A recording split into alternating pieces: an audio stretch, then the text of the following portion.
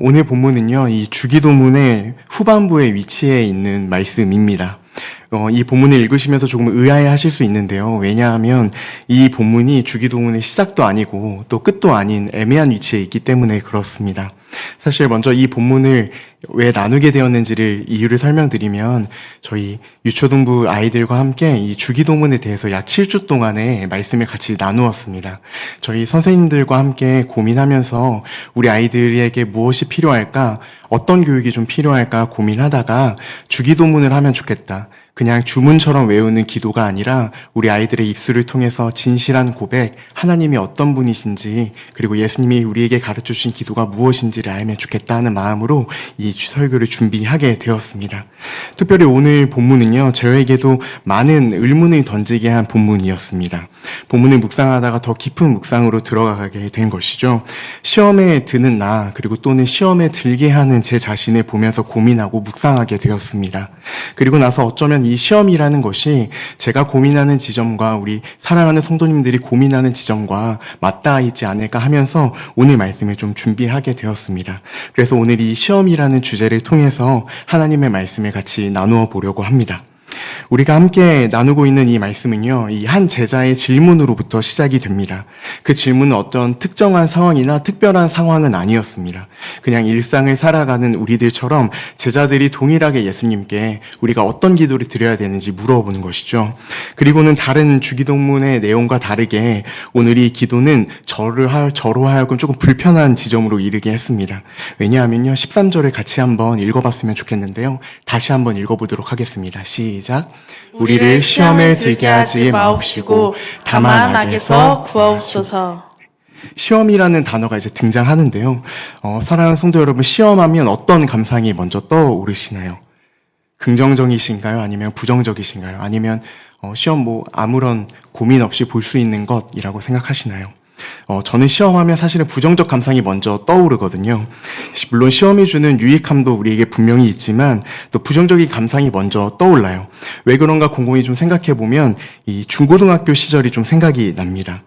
저는 중고등학교 때 수학 문제를 풀 때를 가장 어려워했던 학생인데요. 이 시험을 보다 보면 이 수학 문제를 이제 마주하게 되면 저는 어떻게 했냐면 수학 문제를 풀고 답을 맞춰보는 거죠. 그리고 나서 답을 맞춘 후에는 항상 그 풀이 과정을 살펴봅니다. 풀이 과정을 살펴보고 어디가 잘못됐는지를 확인해 보는데 그때에 무엇이 잘못됐는지를 확인해야 하는데 풀이 과정을 보면서 이건 내가 다 아는 내용이야 하고 그냥 넘겨버렸습니다. 그러니까 당연히 성적이 좋을 리가 없고 시험이라고 하는 건 더더욱 저에게 좀 부담감이 되는 것이죠. 그러니까 이 틀린 문제를 다시 보기도 싫고 또 더 나아가 다시 풀기도 싫고 또 시험을 볼 때마다 성적이 안 좋으니까 계속해서 부담감으로 계속 남는 것입니다. 그렇기 때문에 저한테는 시험이라는 게 지금까지도 되게 부담스러운 것으로 좀 남아 있습니다. 하지만 또 마냥 피할 수는 없죠. 그러니까 저는 이것을 직면하고 나서는 이제 조금씩 성적이 올랐던 경험들이 조금씩 있었습니다. 또 제가 어린 아이들에게 이제 축구를 가르치는 일을 했었는데요. 그때 첫 시간 때 아이들을 만나면 가장 먼저 하는 게 있습니다. 그것은 이 아이의 축구 감각이 어느 정도인지 또 이 축구라는 운동을 얼마나 이해하고 있는지를 같이 이야기하면서 물어보는데요. 얼마나 축구에 대한 감각이 있고 또 얼마나 이 공놀이를 이해하고 있는지에 따라서 이제 그 친구에게 맞는 훈련 프로그램을 짜야 되기 때문에 그렇습니다. 그런데 제가 무슨 국가대표 선발하는 것도 아닌데 이것을 마주하는 저를 처음 만나는 어린 아이들은 대부분은 아니지만 한 30%에서 40%의 학생들이 이제 시야가 좁아지고요. 또 굉장히 떨고 평소 실력보다 더 못 보여주는 모습을 보기도 합니다. 그러니까 이제 학부모님들께서는 우리 아이가 이렇게 못하지 않는데 왜 못할까 봐 이런 이야기도 하시기도 하거든요. 그러니까 제 경험으로 좀 비추어 봤을 때 이 시험이라고 하는 것은요. 저뿐만 아니라 모든 사람에게는 조금씩 부담스럽고 조금 어려운 감상을 가지게 하는 것 같습니다. 다시 한번 성도님들께 여쭤보고 싶어요. 시험에 대한 감상이 우리 성도님들은 어떤 마음으로 남으시고 또 어떤 감상을 갖고 계신지 좀 궁금합니다. 그래서 오늘 이 시험에 대한 이유, 그리고 시험에 드는 이유, 또 시험을 우리가 어떻게 이겨내야 되는지를 오늘 말씀 속에서 좀 살펴보고 싶은데요. 우리가 시험에 드는 첫 번째 이유는요, 바로 내 욕구 때문입니다. 야고보서 1장 13절에서 15절까지의 말씀을요, 우리가 같이 한번 읽어보도록 하겠습니다. 시작. 시험을 당할 때에 아무도 내가 하나님께 시험을 당하고 있다 하고 말하지 마십시오. 하나님께서는 악에게 시험을 받지도 않으시고 또 시험하지도 않으십니다. 사람이 시험을 당하는 것은 각각 자기의 욕심에 이끌려서 꿰매 빠지기 때문입니다. 욕심이 잉태하면 죄를 낳고 죄가 자라면 죽음을 낳습니다. 아멘. 야고보는 지금 우리에게 누구도 하나님께 시험을 당하고 있다고 말해서는 안 된다고 단언합니다. 여기서 시험은 이 temptation이라고 하는 영어 단어를 가지고 기록을 했는데요. 즉 유혹을 의미합니다. 즉 하나님께서는 우리를 유혹하시지도 않으시고 또 하나님 본인도 유혹을 당하시지 않는다라고 말씀하시는 것이죠. 그러니까 지금 이 말씀을 통해서 우리가 오늘 본문을 살펴본다면 이 시험에 드는 이유를 외부에서 찾지 말고 우리 내부에서 한번 찾아보았으면 좋겠습니다. 성도 여러분, 각 사람에게는요, 어떤 욕구라는 것이 무조건 반드시 존재하게 됩니다. 사실 욕구라는 것은 이 평가의 대상은 아닙니다. 좋다, 나쁘다 할 수 있는 것은 아니죠. 왜냐하면 이 욕구라는 것은 어떤 무언가를 추구하는 에너지이기 때문에 그렇습니다. 우리가 욕구를 부정적 감상으로 좀 생각하는 이유는요, 사실 우리가 가진 욕구들이 종종 아니면 너무 자주 자신에게 중심을 두고 또 자신에게 투영돼서 우리의 욕구를 표현하기 때문에 그런 것 같습니다. 결국 이 욕구는 자기 중심성에서 출발을 하게 되죠. 그러니 이 욕구라는 것은 사실 타인을 위한 것이기라기보다는 오로지 나를 위한 욕구로부터 출발하고 나를 위한 이 욕구의 결과를 맺는다는 것을 우리가 경험을 통해서 또 알 수 있습니다. 또한 저는 이 죄라는 것도 또 자기 중심성에서 출발한다고 생각합니다. 그러니까 이 욕구와 욕망은 결국 죄와도 연결시켜서 볼 수 있는 것이죠. 사랑하는 성도 여러분, 지금 이 자리에 우리는 예수를 믿은 지 10년이 되신 분들도 있고 또 5년이 되신 분들도 있고 아니면 1년이 조금 안 된 분들이 계실 수도 있습니다. 그런데 우리가 예수를 내 삶의 주인으로 고백하면서 내가 예수를 믿겠다고 선언하는 그 순간에 우리에게 찾아오는 고민과 갈등이 늘 있습니다. 그것은 왜 나는 이전의 삶을 버리지 못하고 예수를 따르지 못할까라는 고민들을 하고요. 또 왜 나는 사랑하지 못할까라는 고민도 때로는 하게 됩니다. 또 나는 왜 죄를 미워함에도 죄를 보면 달려갈까 하면서 스스로 자책하기도 하는 것이죠. 동일하게 반복되는 이 고민과 이 갈등 속에서 제 삶도 크게 다르지는 않습니다. 그런데 혹시 저처럼 이 죄에 대해서 또는 이 잘못된 시험에 대해서 고민하고 염려하고 고통스러운 성도님이 있다면 괜찮다라고 말씀을 좀 드리고 싶습니다. 왜냐하면 사실 우리는 죄를 짓는 사람들입니다. 죄를 짓도록 태어난 것이죠. 아니 원래는 하나님의 형상을 닮아서 우리는 태어났고 그렇게 만들어졌고 창조되었습니다. 하나님의 형상을 닮아서 하나님께서 사랑하시는 또 하나님께서 선하시다고 말씀하시는 그것들을 닮으며 살았는데 어느 순간부터 죄로 인해서 우리는 우리의 하나님의 닮은 형상이 깨어지고 또 그것이 짓눌려서 없어져 버렸습니다. 물론 죄에 대한 책임은 그리스도 예수님께서 우리를 위해서 모두 다 져주셨지만 여전히 그 죄의 오염은요, 우리의 감각, 그리고 우리의 세포, 우리의 감정, 우리의 모든 것에 곳곳이 오염되어서 우리를 여전히 괴롭힙니다. 그래서 죄를 짓기 싫어하는 그 마음과 죄를 보면 달려가고 싶어하는 그 두 마음이 항상 우리 가운데 있어서 싸우는 것이죠. 저는 이것을 보면서 이런 생각을 하게 되었습니다. 어쩌면 우리는 시험에 빠지지 않을 준비를 하는 게 아니라 시험에 빠져 들어갈 준비를 하고 있는 상태가 아닌가라는 생각을 하게 되었습니다.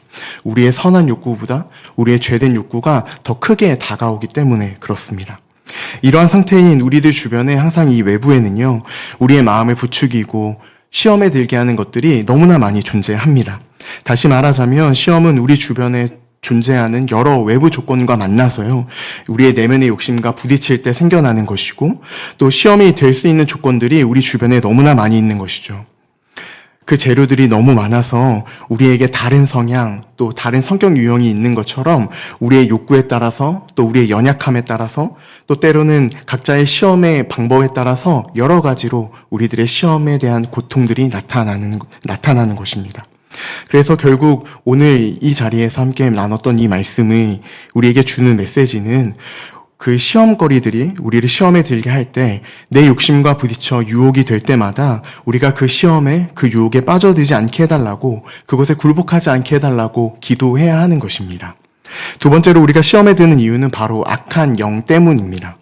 헬라어 성경에서 이 본문을 보게 되면요, 악에서 구하소서라는 이 표현을 두 가지로 살펴볼 수 있는데, 첫 번째로는 악 그 자체에서 구원하소서라는 의미로 볼 수 있고요, 두 번째로는 악한 자에게서 구원하여 주옵소서 이렇게 볼 수 있습니다. 여기서 악한 영과 악한 자는 누구일까요? 그것은 우리가 지금 생각할 수 있는 사탄과 마귀입니다. 먼저 이렇게 볼 수 있는 이유는 성경은요, 예수를 믿는 우리들의 대적인 사탄이 어떤 영적인 악의 실체로 규정하고 있기 때문에 그렇습니다. 추상적인 존재이고 막연한 존재가 아니라 실제로 존재하고 우리를 무너뜨릴 수 있는 존재가 있다고 성경은 기록하고 있는 것이죠. 한번 사탄하면 어떤 생각이 떠오르시나요? 막 이렇게 머리에 뿔이 달리고 또 빨갛고 그렇게 무서운 이미지를 좀 생각이 나실 수 있을 것 같습니다. 우리 에베소서 2장 2절을 함께 살펴보고 싶은데요, 함께 읽어보도록 하겠습니다. 시작. 그때 여러분은 가운데서 이 세상의 풍조를 따라 살고 공중의 권세를 잡은 통치자 곧 지금 불순종의 자식들 가운데서 작용하는 영을 따라 살았습니다. 오늘 에베소서는 우리에게 이렇게 이야기하는 것입니다. 우리가 읽은 이 말씀은 우리가 예수를 믿기 전의 상태에 대해서 이야기를 하는데, 우리가 예수를 믿기 전에는 공중의 권세 잡은 자들을 따라 살았다라고 기록하고 있습니다.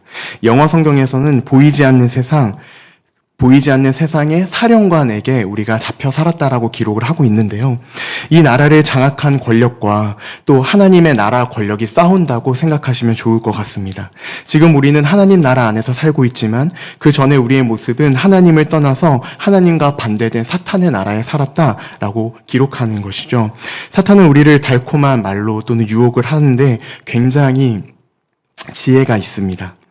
그래서 그 고통을 통해서 우리를 유혹하고 하나님을 등지게 만드는 것이죠. 마태복음 4장에서도요, 예수님의 시험을 통해서 사탄이 얼마나 간교하고 꾀감하는지 나타나고요, 또 우리는 욥의 시험을 통해서 그 유혹의 패턴이 얼마나 고통스럽고 얼마나 잔인한지를 확인할 수가 있습니다. 그러니까 사탄은 우리를 어떻게 해서든 하나님과 분리시켜놓고 단절시켜놓고 어떻게 하면 멀리 떨어뜨릴 수 있을까를 항상 고민하고 노력하는 것이죠. 저는 이 생각을 하면서 조금 무섭다는 생각이 들었습니다. 그런데 그 단절의 유혹과 그리고 그 사단의 유혹에서 우리가 안전할 수 있는 이유는 이미 그리스도께서 우리를 위해서 이미 그 선한 싸움을 다 싸워주셨고 승리해 주셨기 때문에 그렇습니다. 그 승리의 영광을 우리에게도 전해 주신 것이죠. 사랑하는 성도님들께서 아시는 것처럼, 그리고 우리가 믿는 것처럼 그리스도 예수님께서는 이미 승리하셨습니다. 우리는 이것을 다 알고 있습니다. 그럼에도 우리는 악에서 구원해 주시는 그 하나님 앞에 기도해야 한다는 것을 오늘 예수님이 우리에게 가르쳐 주시는 것이죠. 세 번째로 우리가 시험에 드는 이유는 정말 악한 사람이 있기 때문에 그렇습니다. 혹시 뉴스를 많이 보시나요? 아니면 여러 가지 소셜 미디어를 통해서 보는 뉴스들 그리고 이슈들을 한번 보게 된다면 세상에는 사탄 말고도 정말 나쁜 사람들이 정말 많이 있습니다. 뉴스만 봐도요, 따뜻한 이야기보다는 마음 아픈 이야기가 쏟아져 나오죠. 하나님의 형상이 우리에게 어느 정도는 남아있지만 그마저도 조금 깨어지고 무너져서 하나님의 형상을 닮았다라고 말하기가 조금 부끄러울 때가 많이 있습니다. 선으로 가득 차도 모자랄 이 세상인데 악으로 여백 없이 꽉 차버린 것 같은 세상을 우리는 뉴스나 또 때로는 우리 주변에서 많이 목격하기도 합니다. 그런데요, 더 무서운 건 우리를 힘들게 하고 우리를 어렵게 하는 사람들이 우리 가까이 있다는 것이 조금 더 무섭습니다. 뉴스에 있는 이야기가 다른 나라 이야기가 아니라 우리 이야기이기 때문에 더 마음이 아픈 것 같습니다. 우리 주변에도 더 안타깝게도 우리를 힘들게 하는 사람, 우리의 마음을 어렵게 하는 사람, 우리를 시험에 들게 하는 사람이 있기 때문에 그렇습니다. 한번 생각해 보면 우리는 우리를 시험에 들게 하는 사람들, 우리의 마음을 어렵게 하는 사람들, 또는 우리를 정말 힘들게 하고 어렵게 하는 그 사람들을 사실은 이길 수 있는 방법이 없습니다. 절대로 이길 수 없다는 생각이 들어요. 아까 제가 그 죄는 자기 중심성에 기인한다 말씀드렸었는데요. 자기만 생각하는 자기 중심적 사고를 가진 그 사람은 무슨 일을 하든지 자신의 유익과 안위를 따지면서 움직이게 됩니다. 근데 이것이 손해가 되지 않는지를 철저하게 계산하고 사람을 대하고 일을 하게 되는 것이죠. 그런데 반면 우리는 적어도 그리스도 예수님께 받은 그 사랑이 감사해서 어떻게 하면 그 사랑을 표현하고 그 사랑을 어떻게 하면 이웃에게 보여줄 수 있을지를 고민하는 사람들이지 않습니까?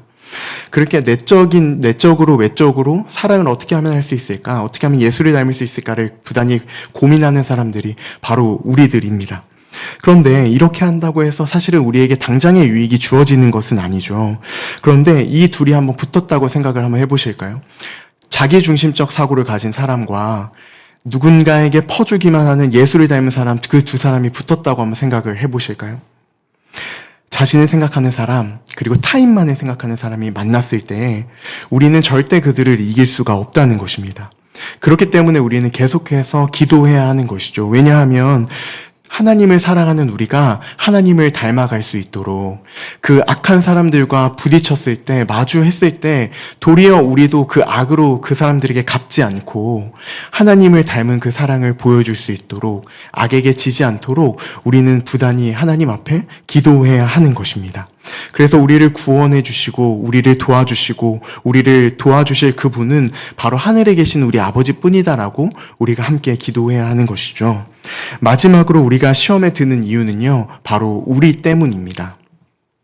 주기도문에서 반복되는 중요한 단어가 있는데요, 그것은요, 바로 다음 절 한번 넘겨주시겠습니까? 마태복음 6장 13절 우리가 읽었던 본문인데요, 같이 한번 읽어보도록 하겠습니다. 시작. 우리를 시험에 들게 하지 마옵시고 다만 악에서 구하옵소서. 바로 이 우리라는 단어가요, 지금 주기도문만 잠깐 생각해봐도 우리라는 단어가 굉장히 많이 등장합니다. 우리라는 말은요, 이 공동체성을 설명하고 또 하나님을 이해하는데 너무나 중요한 단어입니다. 우리는 지금 계속해서 시험에 드는 이유를 나누었는데요, 우리도 마찬가지입니다. 때로는 우리가 서로에게 신앙의 회의감을 느끼게 할 때도 있고요, 또 신앙의 회의감을 느끼고 서로에게 상처를 주는 어떤 동기를 제공하기도 합니다. 예수를 믿지 않는 이들에게는 우리는 얼마든지 양보할 수 있고 또 배려할 수 있고 이해할 수 있습니다. 왜냐하면 그들은 예수를 모르기 때문에요. 그런데 예수를 믿는다고 하면 그 얘기는 조금은 달라지는 것 같습니다.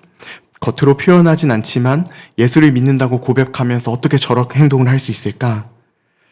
어떻게 예수를 믿는다고 이야기하는데, 어떻게 신앙이 있다고 이야기하는데 저런 행동을 할 수 있을까? 저런 말을 할 수 있을까? 나에게 상처를 줄 수 있을까? 하면서 우리는 서로에게 때로는 시험의 동기를 제공하기도 하고 또 시험에 들어가기도 하는 것이죠. 때로는 서로에게 거는 기대감이 크기 때문에 실망도 더 많이 하는 것 같습니다. 더 나아가서 그 사람에게 하나님을 투영하기 때문에 신앙이라는 이름으로 상처를 주기도 하고 받기도 하는 것 같습니다.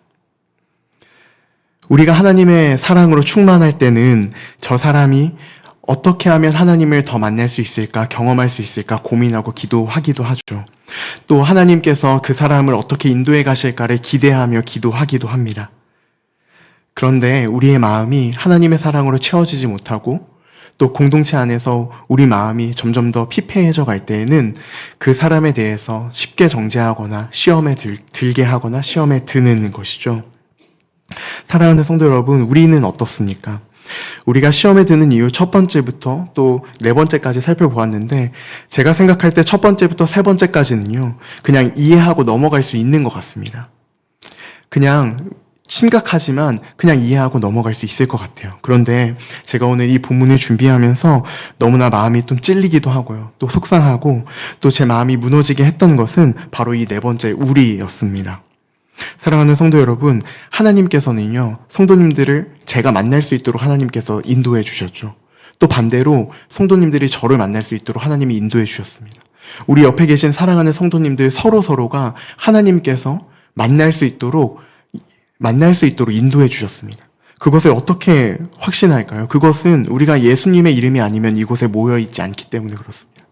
예수의 이름으로 모였고 예수님께서 우리를 부르셨기 때문에 우리가 서로 모르는 사이가 될 수도 있지만 예수 안에서 한 가족이 되고 그 예수님 안에서 공동체를 이루어 가는 것이죠. 그래서 그 예수님의 삶을 보고 우리도 서로 그 예수님을 닮아서 사랑하고 교제하는 것입니다. 사랑하는 성도 여러분, 이제 말씀을 좀 정리해보고 싶은데요, 말씀을 나누면서 어떤 생각과 감상이 드셨나요?